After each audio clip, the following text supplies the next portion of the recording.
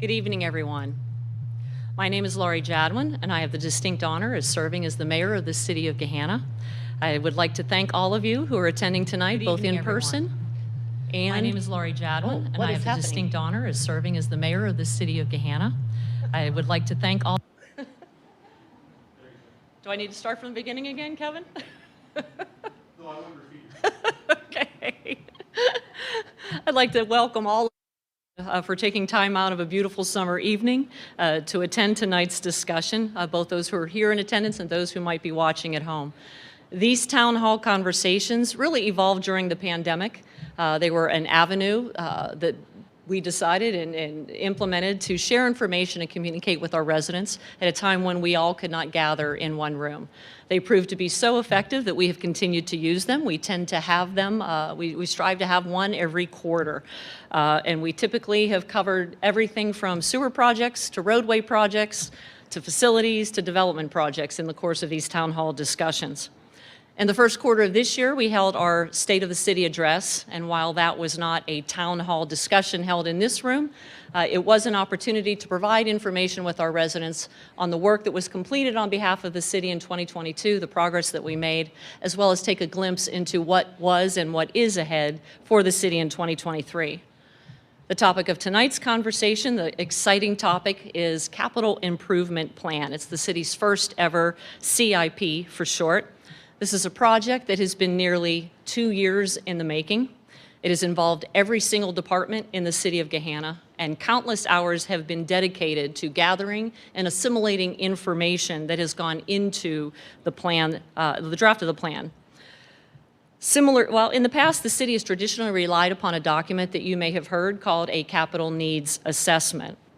And that was how we identified capital projects in the past. The CNA, as it was called for short, effectively was more of an inventory of projects rather than a strategy as to how we would address those projects. But similar to a capital needs assessment, the CIP, Capital Improvement Plan, provides a working blueprint for sustaining and improving the city's infrastructures. It helps us to anticipate needs rather than to just react in the moment. And by planning ahead, it provides the preparation that is needed to determine the most economical way to approach a project, thereby maximizing the investment of taxpayer dollars and ensuring the most effective benefit, most cost-effective benefit to our residents. This evening's discussion is the first of several opportunities that we will have with regard to the Capital Improvement Plan, as we have more opportunities coming up in July where we will engage the public and ask for public input. Tonight's conversation is intended to provide an overview of the CIP, what a CIP is, what it is not, what information informed the draft of the CIP, and it is a first working draft, the amount of investment that we are facing over the next 5 years in projects that have been identified to date, and what next steps look like with regard to the adoption of this plan and beyond that. We look forward to this evening's conversation, to hearing from you and answering questions, and to continuing the discussion in the coming weeks and months. Now, I'd like to introduce the man who has really spearheaded this project. Kevin Schultz is our Senior Director of Operations.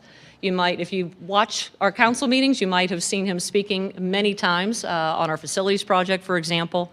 But Kevin really has been leading this project and putting this CIP together. At this point, I'm sure he's dreaming CIP and can recite it in his dreams overnight. But Kevin has done a phenomenal job, really, of getting his arms around just the mountains of information, trying to work with every department to identify the capital projects that we have, the needs that we have, and trying to balance those with the wants of the community as we look forward to the next 5, 10, 15 years. So it is my pleasure to introduce and turn this over to Director Kevin Schultz. I apologize to everybody who's had to listen to me either talk about facilities or talk about CIP. Miss Angelou's sitting here in the front row, and, and you guys have sat through countless conversations on both those topics. So thank you, Mayor. But as the mayor indicated, Dan, if you could click the screen on the left for me, the one with the PowerPoint. Thank you. So as the mayor indicated, we're going to give you guys a good overview of what a CIP is this evening and what our CIP, the City of Gahanna CIP, is.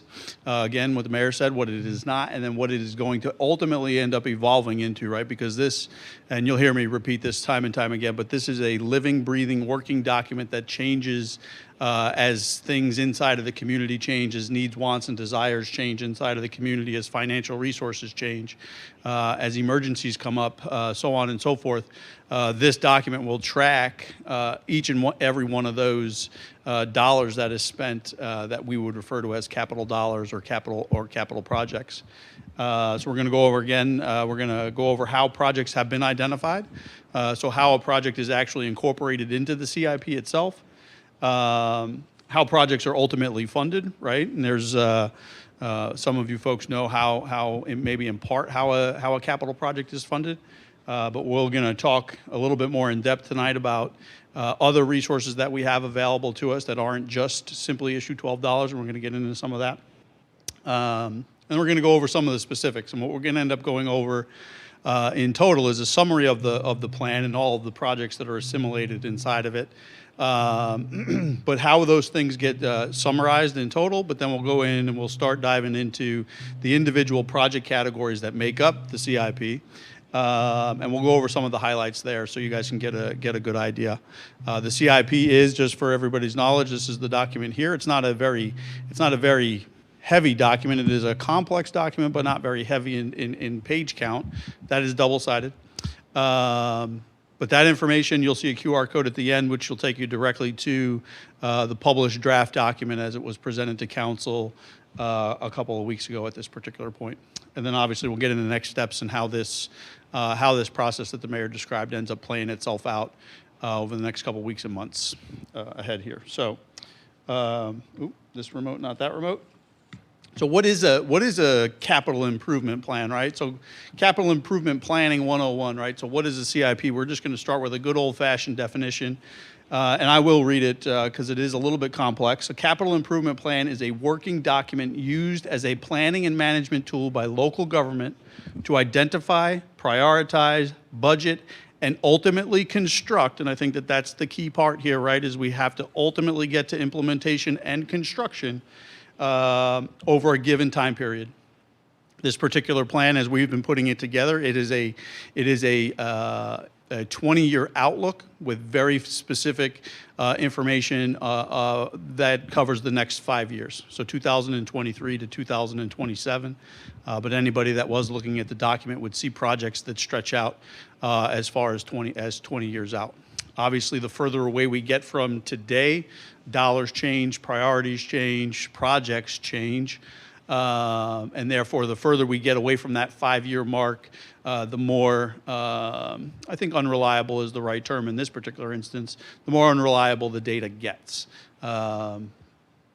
So again, this CIP is going to, it takes these big projects. Equipment purchases are considered a project as an example, something that we might not consider. Software projects, things that are really considered one-time investments that have over a $5,000 value and a useful life of 5 years. That is the strict definition of what a capital project or capital investment should be. Many of our projects, obviously, I think we can sneeze and spend $5,000 pretty easily. And then when a slide at a playground, as an example, could cost the city more than $5,000 to fix if it was to become damaged and unrepairable, right? Project justifications are also part of the overall CIP, right? So when a department brings, and we'll get into process here in a little bit, but when a department brings a project forth for inclusion into the CIP and ultimately budgeting and all the way up through construction, that individual department has to justify this particular project, right? We just don't put things into the CIP because it's maybe a nice to have, right? But if an engineering department or a project comes before us, that project is justified and ultimately adopted in not just by the administration, but then by city council as well. And again, we're going to get into process here in the next few slides. I keep hitting the wrong button. Smack me the next time I do that, Mayor. No, good.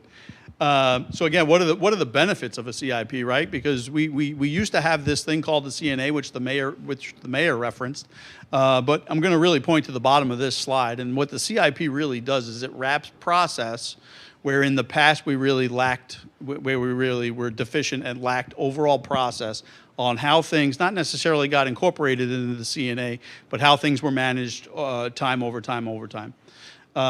So the benefits of the CNA, the CIP, is the systematic evaluation for competing demands for resources based on prioritization and long-term goals and objectives. Right? I mean, this is a very complicated and it's a very complicated process that we go through when we start talking about the CIP and incorporating a project. Right? We might see a street overlay project as a very simple operation. Right? Mill up the street, bring in the paver, overlay asphalt. Well, what if that street needed to be rebuilt, right? So now we're in a rebuild project. Well, what if the underground utilities needed to be rebuilt? So now we're in a subterranean rebuild project, not just a street project, but now a utility project. And now what if we wanted to repair sidewalks? What if we wanted to repair the ADA conditions at the corners, right? So now all of a sudden we've taken a rather simple overlay project, and now we've complicated it, not just in human resource and manpower from an engineering and department standpoint, but also we've complicated that project from an overall dollars and cents standpoint, right? So how do we prioritize those projects that seemingly sometimes escalate, and sometimes staff doesn't necessarily know about this escalation until we start researching a project and diving into a project. And that's a lot of the work that goes into informing the CIP and understanding the CIP and then ultimately bringing it together to get to what we're going to refer to as the capital budget. Okay, I don't have a slide on this specifically, and I probably should have, and I apologize for that. But the capital plan, the capital improvement plan for 2023 to 2027 is not the same thing as the capital budget. Okay, the capital budget is approved each and every year by City Council during the regular budget process. Okay, so while City Council will go through, and when I get to the end, you'll see the adoption schedule for this particular CIP. This is actually not appropriating a single dollar towards the capital improvement plan. The capital budget is what will appropriate those funds for projects to be completed in the year 2024 as we go through the normal budget process, which would kick off sometime in October or November of this coming year. Okay, so while we may only have a shorter window to comment on the CIP, there is a much longer window to comment on the overall city capital budget and operating budgets as those processes play out. So project identification, right? This is one of the most, I don't want to say it's overly complicated, but how do projects get into the CIP, right? So, we didn't just one day wake up in City Hall and realize that, oh, we should do a street overlay project, right? We have a whole host of plans that we actively work and actively maintain and manage that go to informing the capital improvement plan, right? So what you see on the screen now is just a list of some of the plans that have gone into developing the list that ultimately shows up in this particular plan here. So recently completed and before City Council right now is the 2023 Parks Master Plan. Right, the Parks Master Plan is really a comprehensive plan for the operation of the parks, but it also has a chapter in it that talks about capital improvements very specifically and what we should be doing inside of each and every one of those parks. The Capital Improvement Plan and the Parks Master Plan need to and are in harmonious, or they're synced up together and they sing harmoniously together, right? So there's no project inside of the Parks Master Plan that you won't find inside of the Capital Improvement Plan. Okay, the other part there is right, there's a lot of work, there's a lot of tailored work that went into creating the Parks Master Plan and identifying what each one of those projects was. Okay, so that work is really a pickup and a drop-in, if you would, into the CIP, which is good, because that did make my life a whole lot easier. As we continue to go down this list here, the capital needs assessment, obviously we didn't pick up that previously completed work and throw it out. We did utilize it, we did leverage it to inform the CIP. Same things with the facility study, right? We've had a number of facility studies that have been conducted since back to 2005, I believe. And we took that information and incorporated it into the CIP. We can go all the way back to 2016 when the Go Forward Gahanna strategic plan was completed and helps even today inform the plan. That's not to say that we haven't made any progress in the Go Forward Gahanna strategic plan in implementing various different projects. But whatever remains, whatever might have not been able to be funded, whatever priorities changed, so on and so forth, you know, those items were picked up and then ultimately put into the CIP. Obviously, what's not on the slide and what's not, but what is ultimately implied is the public input, right? When the public calls the engineering department and they have a complaint about drainage or they have a complaint about water and basement and those types of complaints, these things are inventoried, these things are cataloged, these things end up going and informing the plan as well. Okay.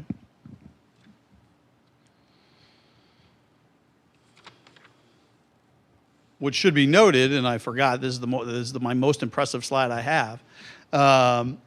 Those yellow dots that just drew on the screen there, right? Each one of these plans is there is a public participation process that has gone through, that the city has gone through for each and every one of these plans. The Parks Master Plan, as the most recent example, had produced and published a survey that I'm going to get the number way wrong, but it had near 1,000 participants to inform that work, right? The land use plan had extensive public participation. The facilities plan, right? We conducted, while it's listed here as a plan and a study, we had 5 workshops over at the senior center. We've had public engagements in this particular room. All of these things and all of these public engagements count towards the public engagement that ultimately goes and informs this particular plan here. And that really needs to be, that is a very key point to how this plan is ultimately developed. This isn't 6 people sitting in the background here at City Hall developing this master plan. This thing is a collection of the various different plans, the public input when they call the office with an issue or a challenge, and then the public participation processes that each and every one of these plans has ultimately gone through to help inform this particular CIP as we move forward. So I talked a little bit already about process, right? So the capital improvement plan puts process in place where process under maybe the CNA lacked a bit, okay? So what has been established is what we refer to here as the Capital Improvement Advisory Committee, okay? And that's the committee made up of the mayor, the president of council, the chair of the finance committee for council. I sit on that particular committee. Senior Director Volmer sits on that committee.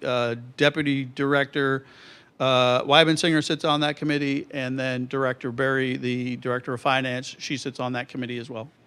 And that committee is then, the stakeholders to that committee are each and every one of the department heads that has a stake in the game here as far as, projects that are informed into the CIP, right? So the process really starts with the department assessment of a particular project, okay? We're going to continue, I'll probably just use the same project throughout the night, right?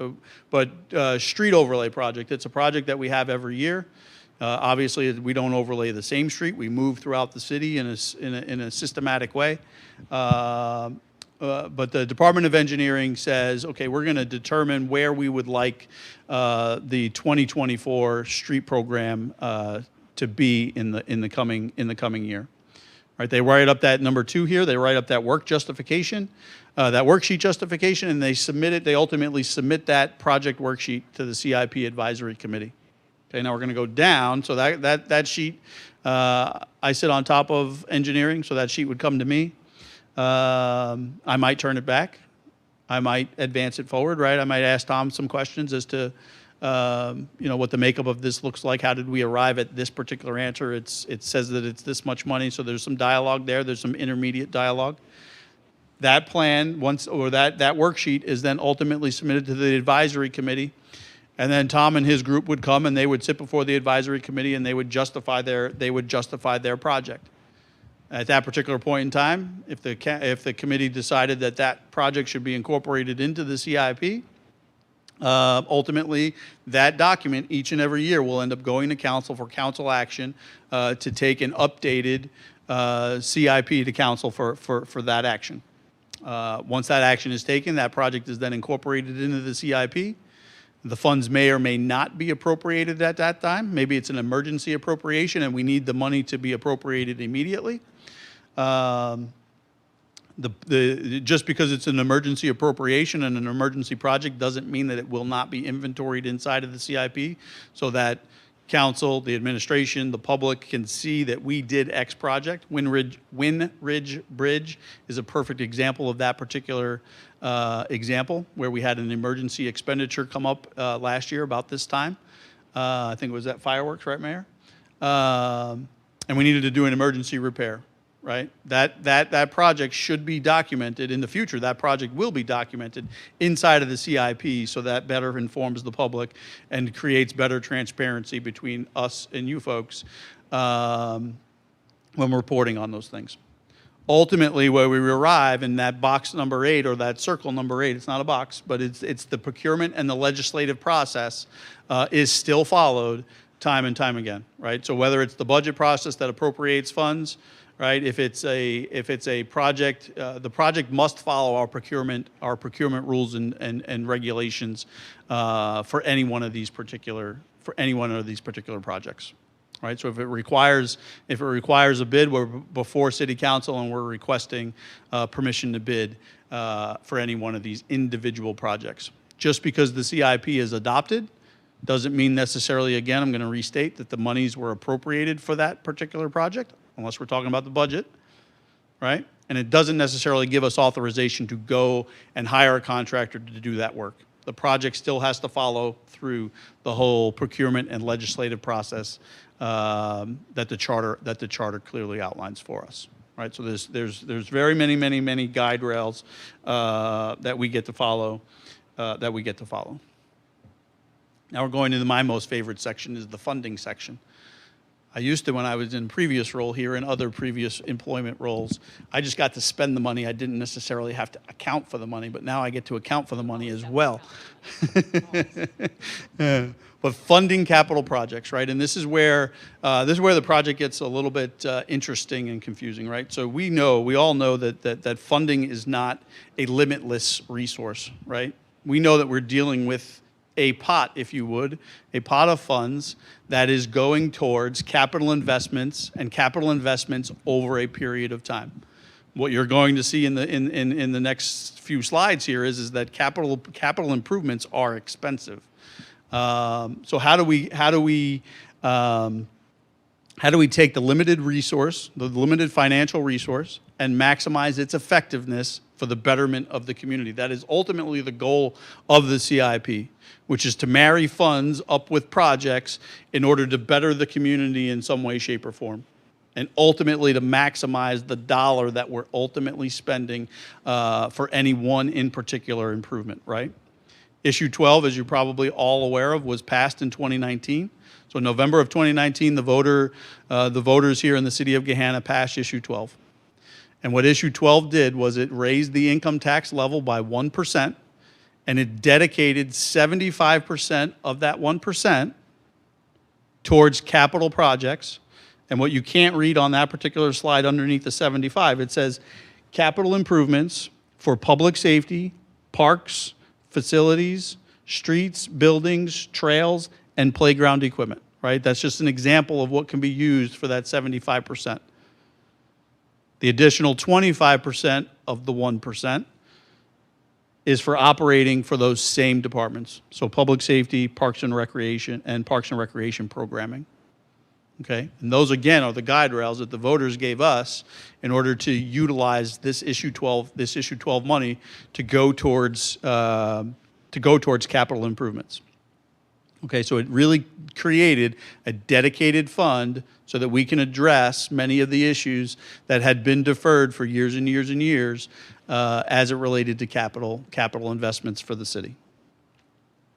The problem that we are faced with is addressing that deferred maintenance and playing catch up, if you would. You guys have probably heard us time and time again refer to, we're playing catch up. We have a lot of capital maintenance to catch up on. So capital maintenance, what you're going to see in the coming slides here is capital maintenance and priority one items. So priority one items are defined as imperative, must-dos. There's really no option, right? The plan is very heavy in the first 5 years on catching up on deferred maintenance, something that we refer to as capital maintenance, and then also on priority one items. The ultimate goal is that last bullet up there, which is to achieve balance across the various different priorities, whether it's priority 1, priority 2, or priority 3. And you can just think of those priorities as must-dos, need to do, right? Need to do, but could wait maybe a little bit, and would like to do. And then capital maintenance is something that is reoccurring. And when I say reoccurring, we're just going to use that same street overlay project. That is something that reoccurs. You won't see the 23 street program defined you'll see it very defined. You'll see it defined specifically in the plan for that particular year, but you won't see a regular updated report. The financials will be reported on and be updated, but the streets in the update section of the plan would change from year to year to year.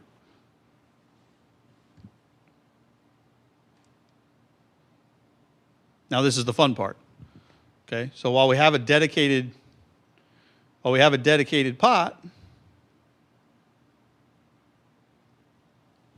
did he touch the mouse? If you guys can just advance my slide. Sweet. So while issue $12 are the largest dedicated pot of capital resources, it's not the only financial resource that we have that can go and fund a capital project, right?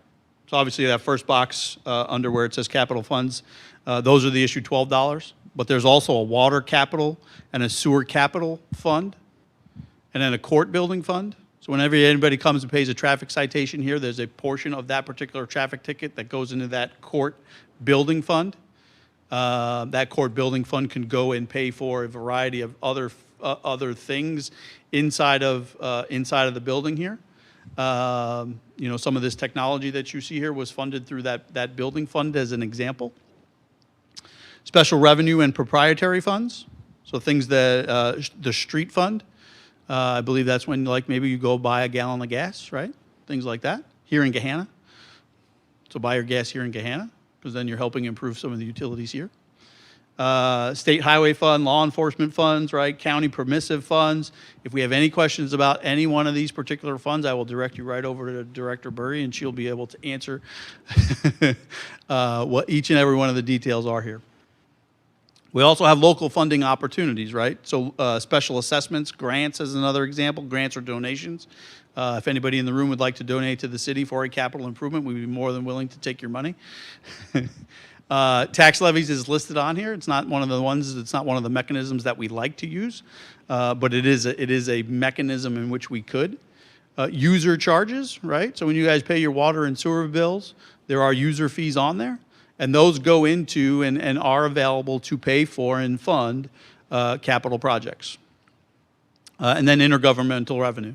The one that comes to mind in my world, former world, is we have an agreement with the city of Whitehall, as an example, to provide GIS services for them.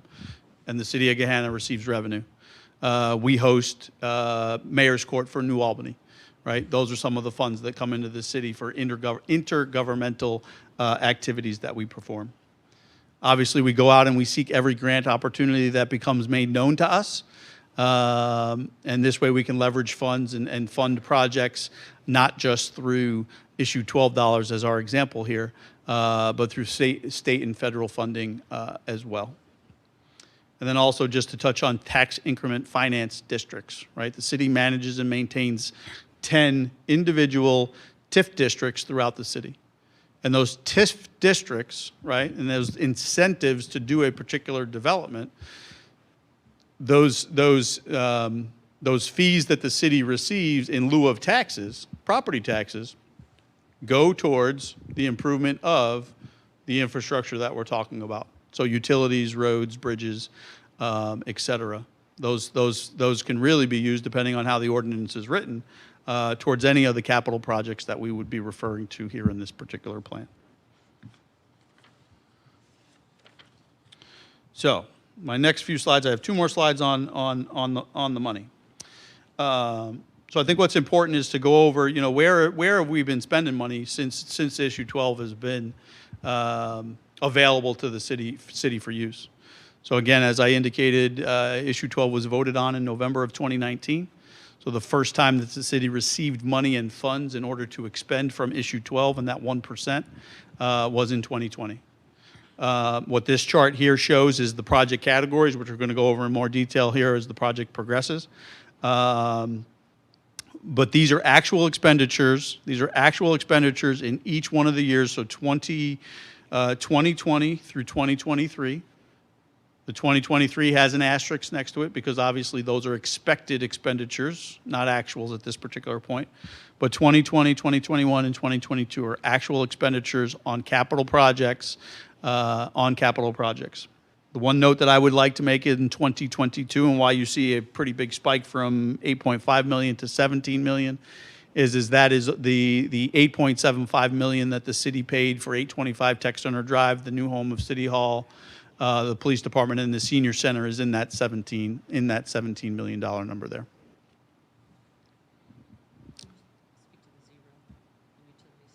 Yes. So one of the things that's not on this particular slide, it was presented at City Council. I think it kind of muddied the slide a little bit. Is there are encumbered monies. There are encumbered monies that the city is still actively spending down. Okay. So in years past, one of the practices was, well, if we had some leftover money on this particular PO for a utility project, that money could be used for a like utility project,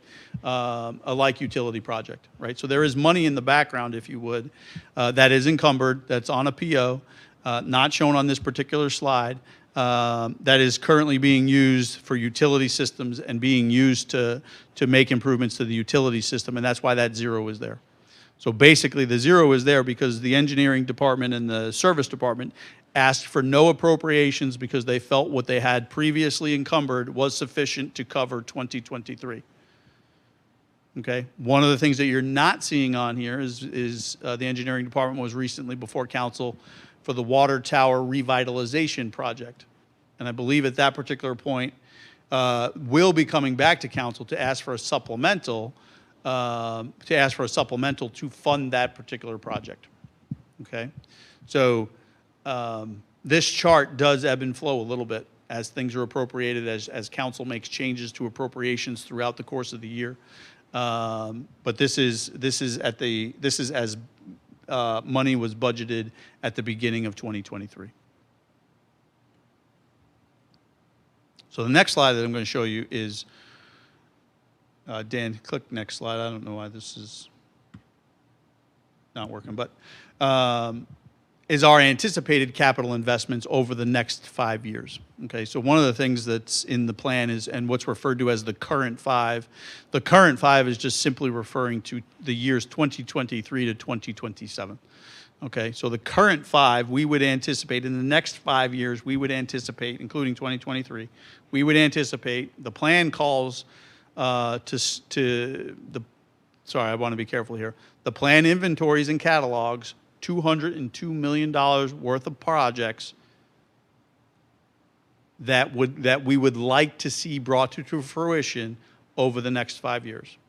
Okay? One of the things that we're currently doing and still working on is the arrangement of all of these things and saying, okay, what can we afford year to year to year? What has to happen in 2024 versus 2025, and what might have to be pushed off to 2028? So that limited resource, that financial resource, is right-sized in this particular instance. I will also say, though, that $202 million, when you take all of these funds together, while we're a little heavy on the project side, we're actually pacing fairly nicely with the resources as they come in year to year to year. Are we exactly there right now? No, we are not. But that's the role of the CIP Advisory Committee, which is to take these things and make sure that budget year to budget year, we're planning and appropriating appropriately and not outliving our means, if you would. Well, you see that pie chart on the right-hand side there? That is just the breakdown. I apologize, you can't read the labels there. But if you were to take those percentages, that's where we are. We're spending money at this particular point. The one note that I would like to make on city facilities, while you see a very big number there at $87 million, $88 million, that $88 million actually gets paid out over the life of the bond. Those projects would be funded with a bond. So while we would technically expend that money in 2023, we wouldn't be paying all of that money in any one given year, 2023 to 27. We would pay that off over the life of the bond. So it's just like buying a house and having a mortgage, right? The bank thinks, well, the government thinks that you spent $200,000 on a house, but yet the bank knows that you're paying off that house over 30 years. Can you clarify what Yes, that ma'am. number actually represents? Because you're making it sound like that's one project. That's not. That's not one project. There are 3 projects in that $87 million. That is 825 Tech Center, which I already talked about. That is the Creekside Garage project and Plaza project. That's the floodproofing and flood mitigation project for the Creekside Garage with an opportunity cost of improving the plaza on top of that. And then that's also the facility need, the public service and parks maintenance facility need out at Oklahoma in order to improve that, not improve that facility, but create a new facility for parks maintenance in the service garage. Those are the 3 biggest projects that are in that $88 million there.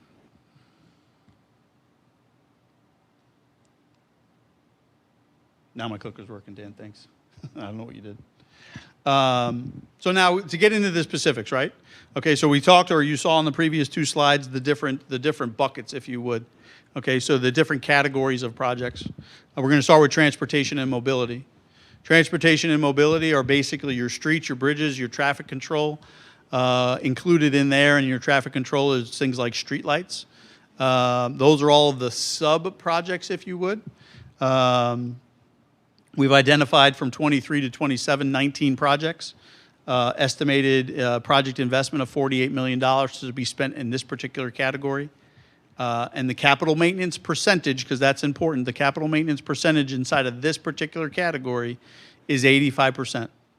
In part, it's 85% because we do an annual street program, right? The annual overlay and the annual street build project, which is a very large percentage of the annual expenditure in transportation and mobility.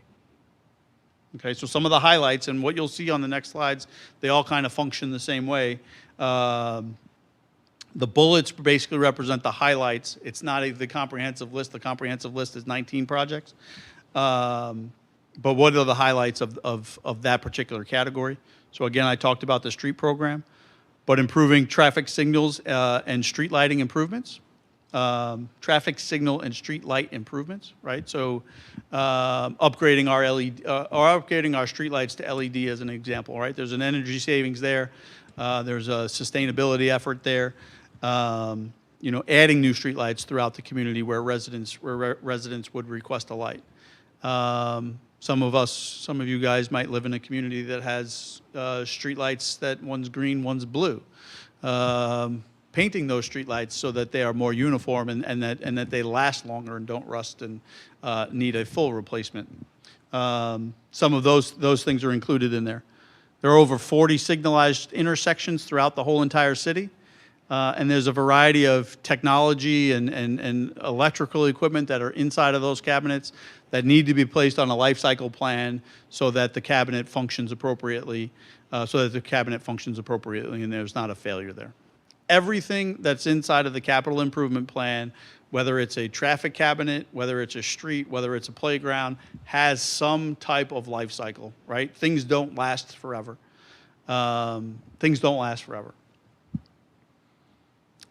South Hamilton Road and I-270 Bridge project is another highlight in this particular area. I believe that's scheduled for some type of construction, I believe, beginning next year.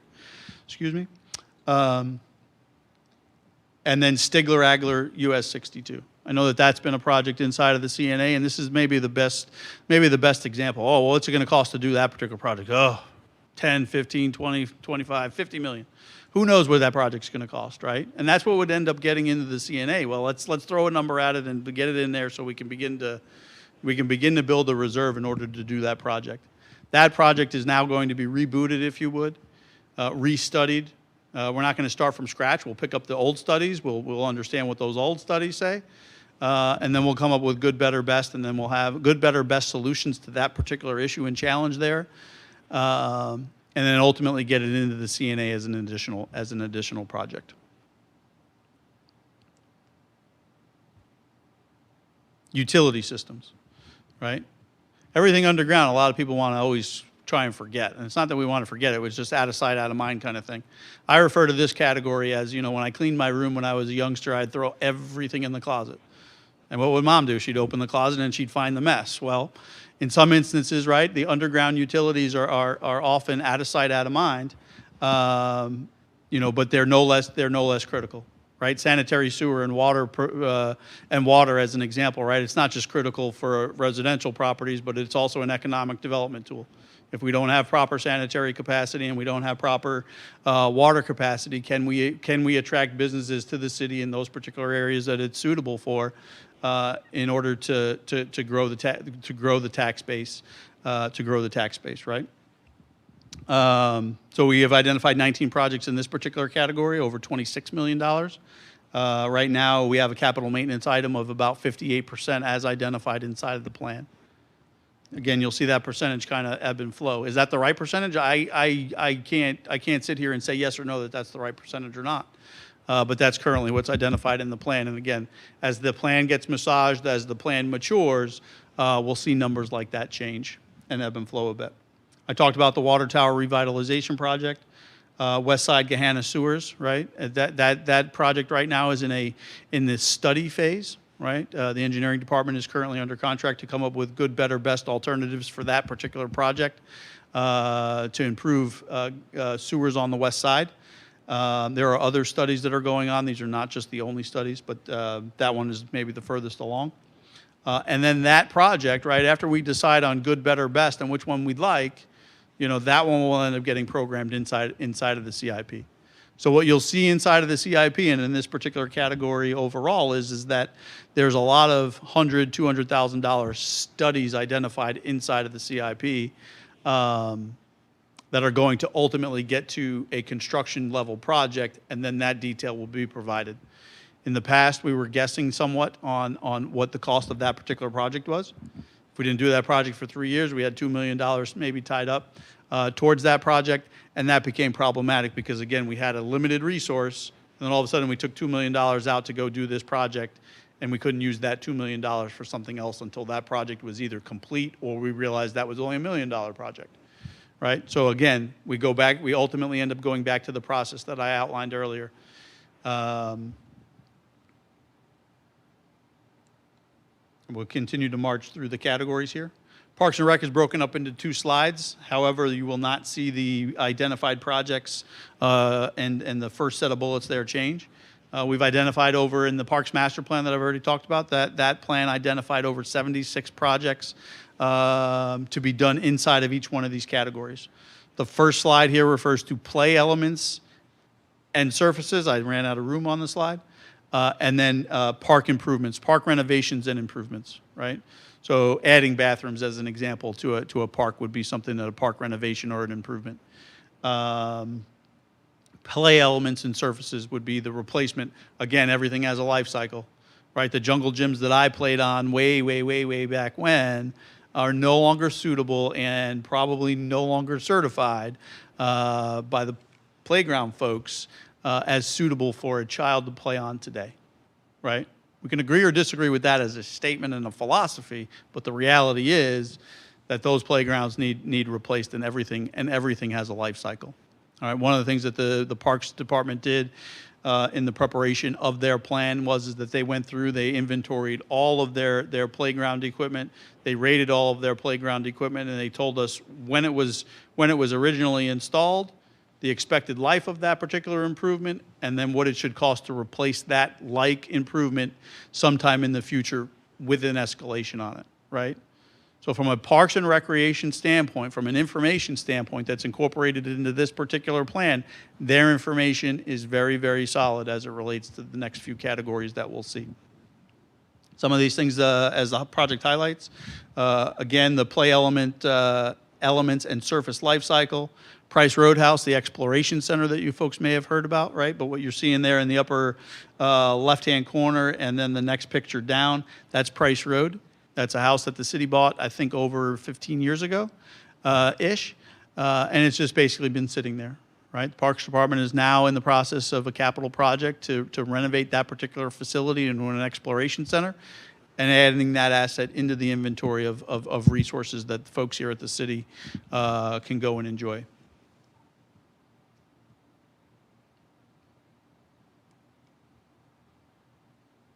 The next section here, one slide, Dan, thank you.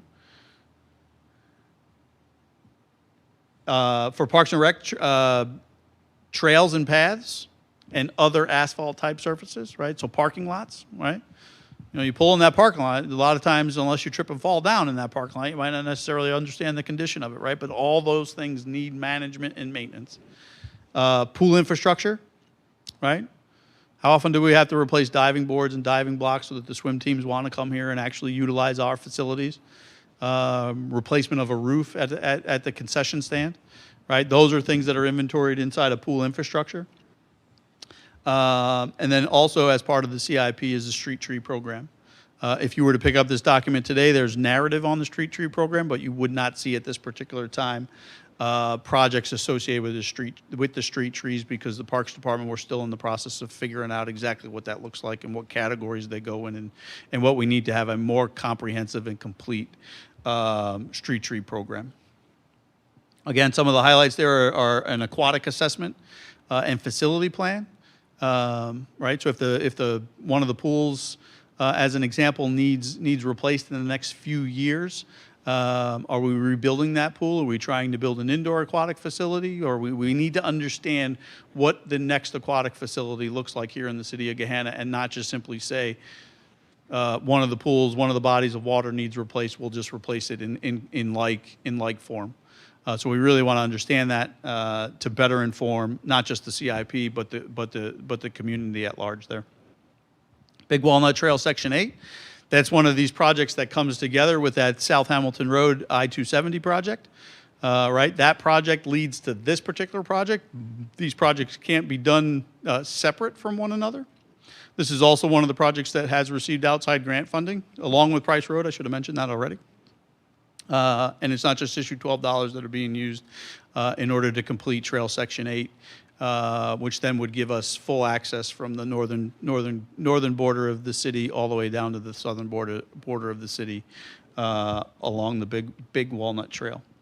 Link to Literacy is another project that has also received grant funding, and that will link the Creekside District with Shoal Park with the library with ultimately, hopefully, Hamilton Road.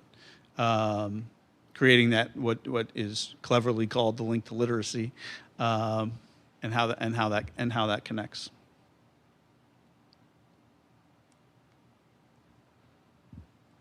City facilities. Largely talked about this particular slide already, but there are 6 identified projects.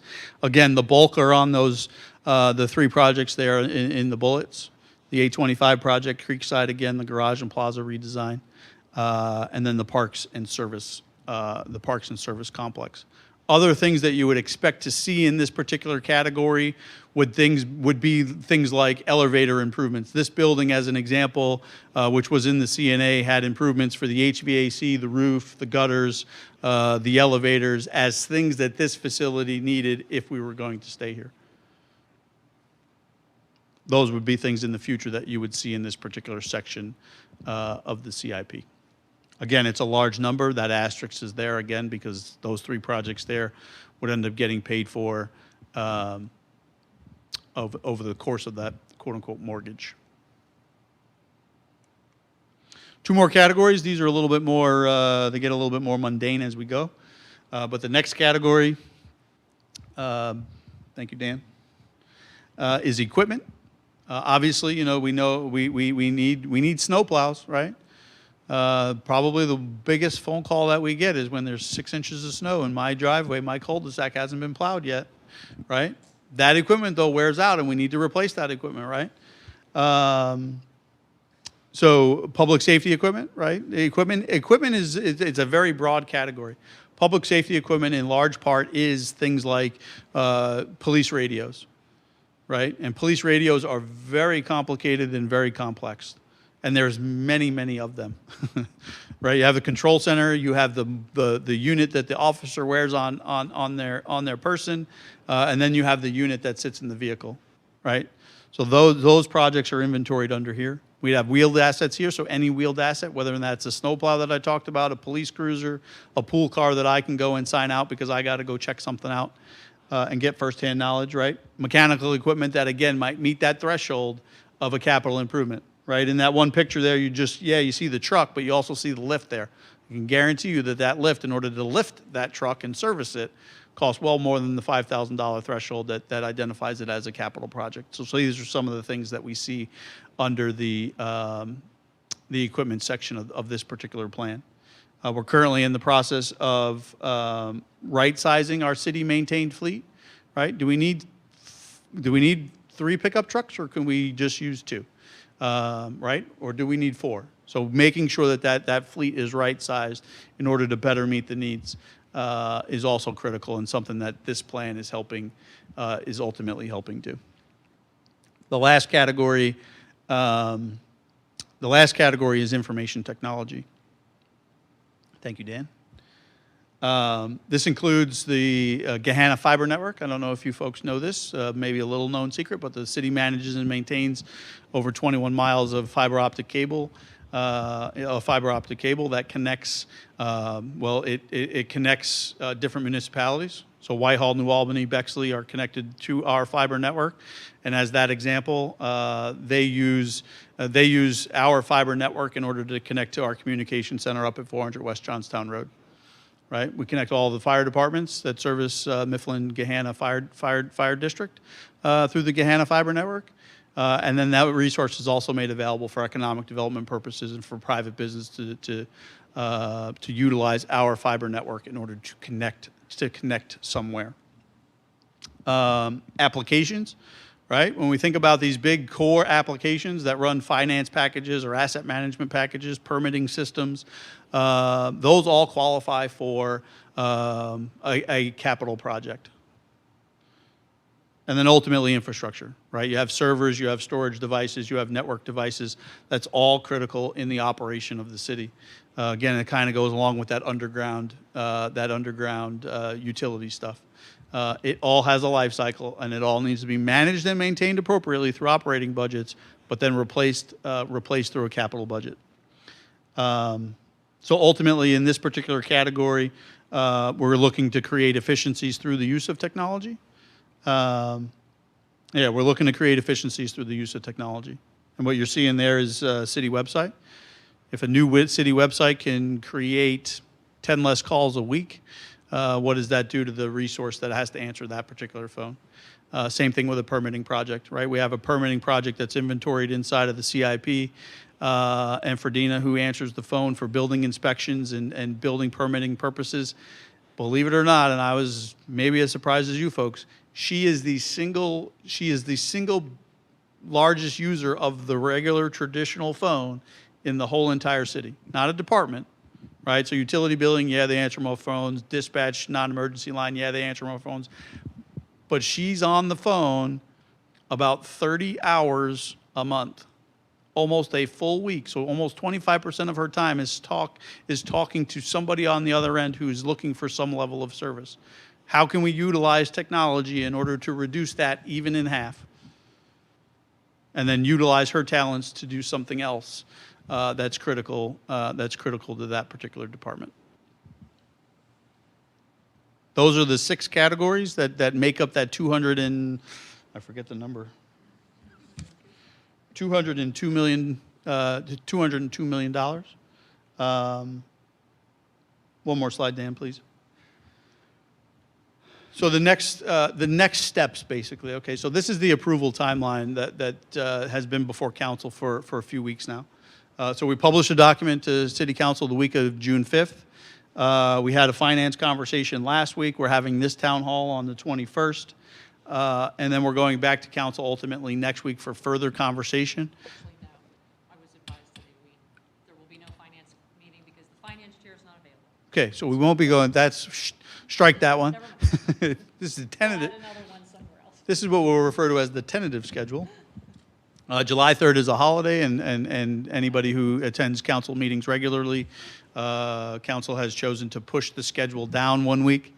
So we'll have a special finance meeting on July 10th. And then the document right now is being massaged and polished, if you would, for final, and the final draft will be presented to council on their agenda and introduced at the Finance Committee on July 17th. The approval process at that particular point is first reading on July 4th, July 24th. There'll be a public hearing at that particular point in time. Finance Committee discussion on July 31st. And then second reading and adoption, hopefully adoption after public hearing on August 7th. Okay, so that basically takes the plan. And again, this isn't the adoption of the capital budget, right? Because that'll happen later on in the year. This is just simply the adoption of the capital plan as it's written and how the projects are currently inventoried. One more slide, Dan. My last slide, I promise. Thank you, sir. So we'll get to questions in a second, but there's 2 parts here. There's 2 QR codes on the screen. The one on the left is for a very small survey that we have. The survey is a rank these statements survey. So basically you drag and drop them in the order in which you would like to prioritize those statements. And then there's a comment box below that particular, there's 2 questions. It's a 3-minute survey. There's a comment box where you can you can make a comment. Kevin droned on 30 minutes too long. Suggest a project, ask about a project, ask a question. It is an anonymous survey. And the second QR code there will take you directly to the draft plan document that was presented the week of June 5th. I will note, and as I've already indicated, we were polishing things. This document right now says 185 million and not 202 million. Okay, because again, the document there was an Excel error on the street side. So the monies and the budgets had changed. Again, those are some of the things that staff is currently working through.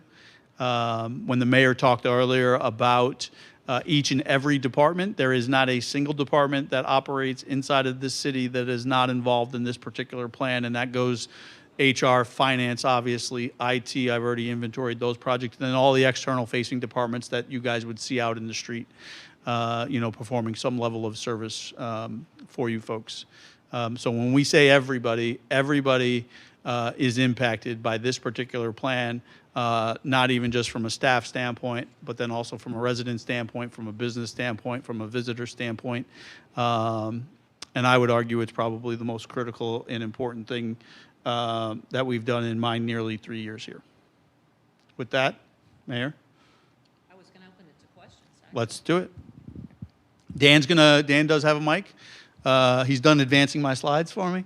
So just raise your hand and Dan will bring you over the mic because we are live streaming. I think you guys all knew that.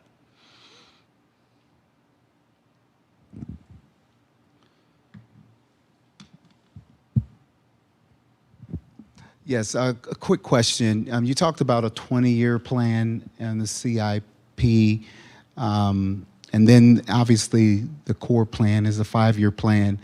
I'm just trying to put that together. How does the 5-year plan carry over to the 20-year plan, or are you just going year to year to year with that?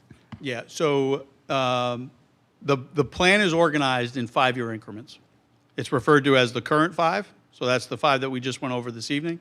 And then phase 1, phase 2, phase 3, which is the next 5, 10, 15 years. What you'll see on the project sheets when you look at the document itself, projects in the summary worksheet as an example that are 28 and beyond are in italics. They're in italics just identifying to the reader that these are not in the current 5, that they're some point out, because the summary worksheet ends, the last column in that summary worksheet is 2027. So it's just indicating to the reader that the dollars that are being shown in 27 are actually extended past 27 and into phase 1, phase 2, or into phase 3. The level of detail that's required by the CIP Advisory Committee changes for each one of those phases. So projects inside of the current 5 require a full-blown project worksheet and justification, full budgets. But something that's in phase 3, as an example, it's really a line on a summary sheet that says we're going to do X in this particular, and we anticipate it starting in this particular year. There might be a budget number, there might not even be a budget number because it's so far out in the future. But we want to at least catalog it and understand it and keep track of it. It could end up turning up as an emergency appropriation that we might need because it's a piece of infrastructure that needs addressed today and not some point in the future. Got it. Just a couple more questions, That's sorry. I had one. You talked about the process to get everything to movement. When we're talking about a priority 3 Yep. from your directors, does the CIP line out how that process gets to number 1 in the plan?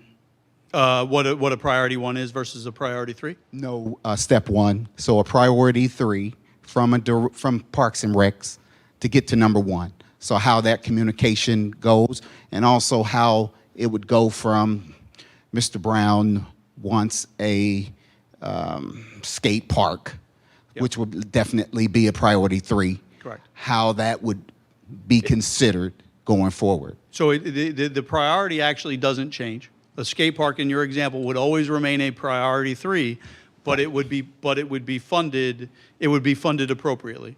If there's a competing priority between a 1, let's say it's $1 million project to construct a skate park or replace police radios, right? They're both equal in dollar amount, but one is a 1 and one is a 3. The skate park's going to wait, and we're going to replace police radios. Right. If the skate park is a $50,000 project and the police radio project is still that $1 million, well, now we may have $50,000, but we might not have the million. So the 3 could actually squeeze out the $1 million project simply because of timing. And that's something that staff and then the advisory committee ultimately has to flush out again, because we can't outspend our pot, right? Got it. Yeah, you got $10 today. You got $10. Sorry. That's all right. hope I'm not holding everybody up. So the literacy, I was really intrigued to the link to literacy project. Why to Creekside? I would, I would like to see that come from our neighborhoods to the library, then Creekside to the library. Does the grant dictate that, or is that just how it worked out? Yeah. If you, can you, Absolutely. yeah. Stephanie Farrell, our Parks and Recs Director. So the Creekside area was determined as the project priority because the Big Walnut Trail links into Creekside Park. So you can get to the Big Walnut and travel really from Morse Road.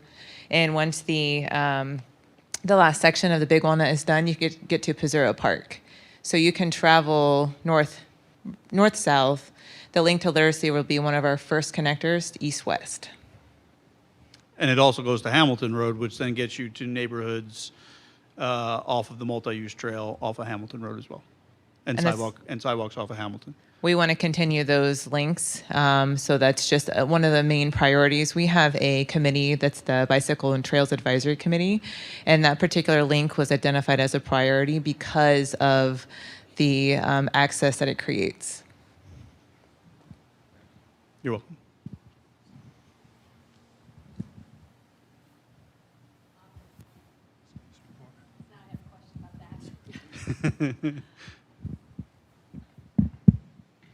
Because I'll ask that question first now, because a friend and I were talking, and we both live in Gahanna, obviously, because we're here, or I'm here, she's not.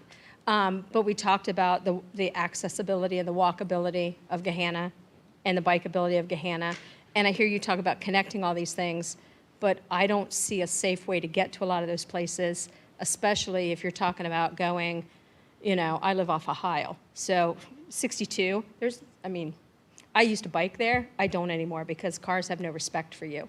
So I hear you talking about hooking all those things up, but you still have major access issues to get to them. And we see that as well. So it's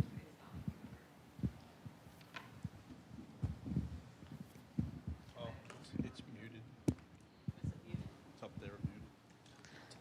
Try that one. Okay.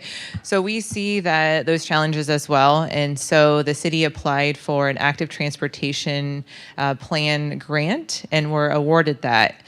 So we're in the process right now working with ODOT, and it's not just trails. An active transportation plan is sidewalks, it's crosswalks, it's the full kit and caboodle for the city of Gahanna, so that we're thinking ahead. So when we have a street rebuild, when we have trail development happening, we're advancing the accessibility and the safety at the same time.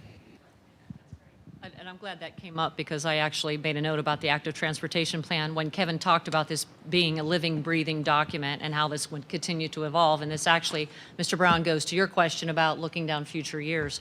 As we finish the active transportation plan and that gets built out and we look at sidewalks and we have those recommendations for sidewalks and trails and that connectivity, then how does that information get integrated into the capital improvement plan through the years, and how does that get prioritized as we go forward, whether it's in the first phase, in the current phase, phase 1, phase 2, phase 3. But it's projects like that will help to inform us, and we'll continue those projects so we gather information and it continues to roll into the CIP and it continues to take shape. So again, this document, once approved, what is it, August 7th? Is not, it still will continue to evolve every year. I have 2 more questions. Sure. The capital maintenance catch-up that you talk about, I understand it. I understand it happens. Is there a place that a resident can go and read that and say, okay, where did we fall flat over the last 10, 15 years that things have to be done now? And what's the future schedule for the things to make sure that they're kept up to date? So capital maintenance items, talking about that life cycle, right? Everything having a life cycle. Yeah. Having proper life cycle planning for it. I'm just going to use the example of a traffic cabinet, making sure that, a traffic controller that sits inside of the cabinet never gets to be past its life expectancy. So proper inventorying and management and maintenance of those cabinets, those are other things that aren't necessarily germane to the capital improvement plan. They've been things that we've identified as weak spots, if you would. and ultimately always ways that we can improve how we manage, in this instance, a traffic cabinet. When we fire hydrants, a new fire hydrant has a life expectancy of 50 years. So if we were to replace, you'll see in here a capital maintenance project to begin to replace fire hydrants that are near that life expectancy, because we're there. We may have a few that are actually past it. But that's a project that you would see high expenditures, but then over time, you would see an expenditure drop. And the capital improvement plan really does inventory those things as well.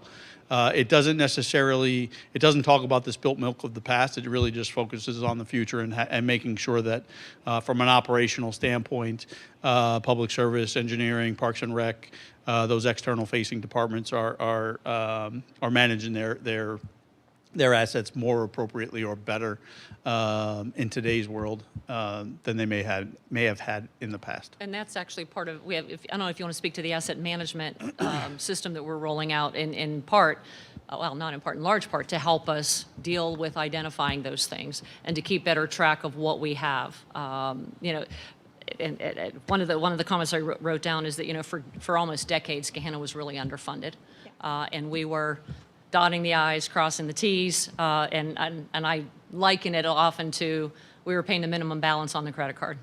Well, some of these bills are coming due now. The water tower revitalization is one of those. You know, we kept putting that in the CNA, we kept putting it in the CNA. Well, guess what? Now we have to fix it. You know, well, we want to fix it now before we really have a problem down the road. It's Yeah, fine and I now, think but transparency, and that's why I was Exactly. asking. I think transparency to the community, especially if you do a new website, you know, things like that not just shout out, we need this done, but hey, here's what happens if it doesn't get done. exactly. Yeah. You know, I Exactly. think that will help in the future on that.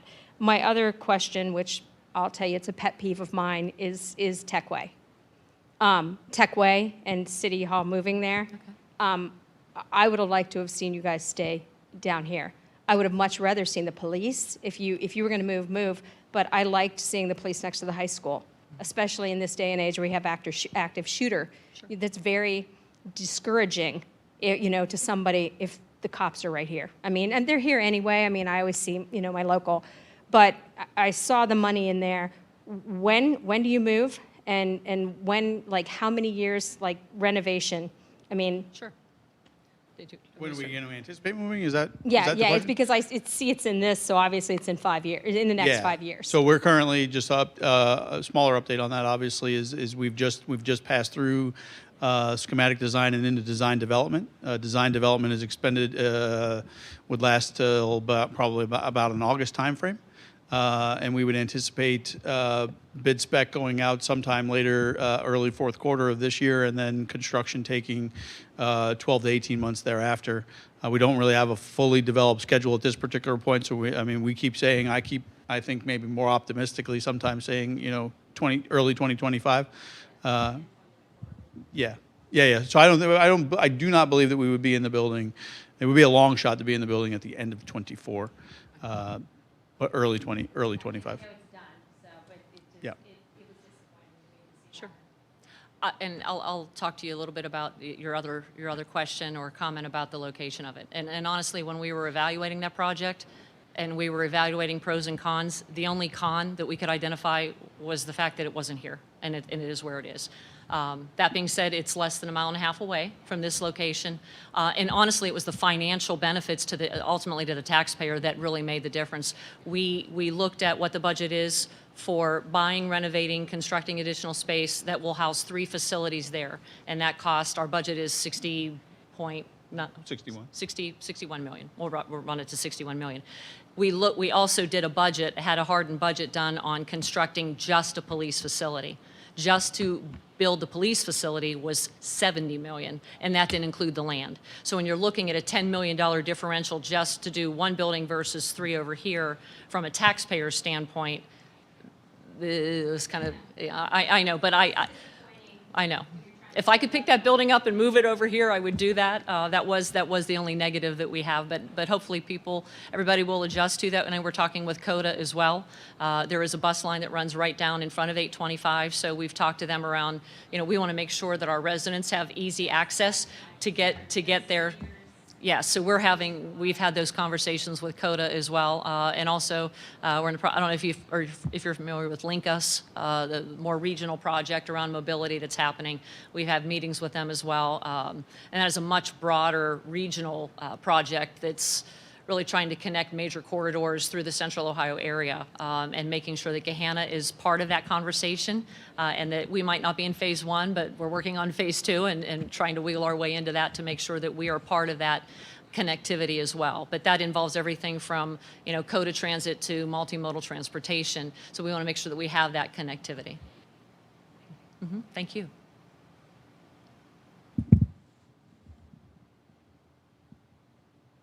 Okay. So you may have talked about this a little bit, so apologies if I missed it. The community input going into what's on this plan, what does that look like? And I know there's a survey there, haven't seen the survey, but does that give an opportunity for, more community involvement, input? Second part of that question is we know that once this is approved in August, it's a living, breathing, evolving document. What does that process look like if there are evolutions or changes after that? Is there a level of, this is a small change we don't have to share versus this is big, we got to go to the community council? Like, what does that look like as it evolves over the next 5-20 years? So we'll take your second question first. The CIP Advisory Committee has a quarterly update to City Council that is required and outlined in the document, right? So as part of the financial reporting that the Finance Department does quarterly, we'll also do an update on the plan document here. That would indicate any additions, deletions to projects. If a project comes out or a project gets added, it's going to ultimately be presented before council. And even if it's just a note that says, "Hey, we need to add a $30,000 project to do X." Hey, council, we need a supplemental appropriation, which obviously may be a little bit larger of a project for to do project Y, and it's going to cost us this much money, and it's in the document. So there's a regular reporting schedule outlined in here to City Council. From a public participation standpoint, with the way in which we feel that public participation has happened, especially on the Parks Master Plan and a lot of the quality of life type projects that are outlined in this plan, we're leveraging that public participation process. As we go here, as the document ages and matures, so on and so forth, there will be other opportunities for public input into the document specifically. Again, if there's a problem area throughout the city, we know that there's a lot of drainage issues in this particular area. Well, maybe we need to do something in order to investigate. And projects get added, just through daily operations, if you would, into the plan as things come up and things are identified. And then the public hearings as well. And then the public hearings, yeah. So obviously the document is available for review. And you have two public hearing opportunities coming up, and then ultimately also the budget process for things that would be appropriated for 2024, which again is a little bit of a longer schedule and would kick off more towards the October timeframe. And the CIP actually would be approved every year. So it's not, once it gets approved this year, it's not, okay, we're done for the next 5 years. It will come forward every year, be adjusted as new information becomes available, or, and I'll bring the Wind Ridge Bridge project as an example. It was the night of fireworks last year when we discovered that there was a bridge in a neighborhood that the wing wall had fallen, so we had to shore that up. We were planning on fixing it anyway down the road. I mean, we knew that long term it would need repairs just based on the life cycle, but that situation exacerbated and moved that project up further in terms of prioritization. So that would be an example of something that might happen that was down here before because it was a maintenance, and now it's we must fix it. So every year that CIP will be updated and refreshed, and some things may shuffle around. We might shuffle the cards again, but again, it creates that strategy, and we know what's living out there that we know we have to address this too. So I don't want you to think that once it's done, we're not coming back for another 5 years. Sure.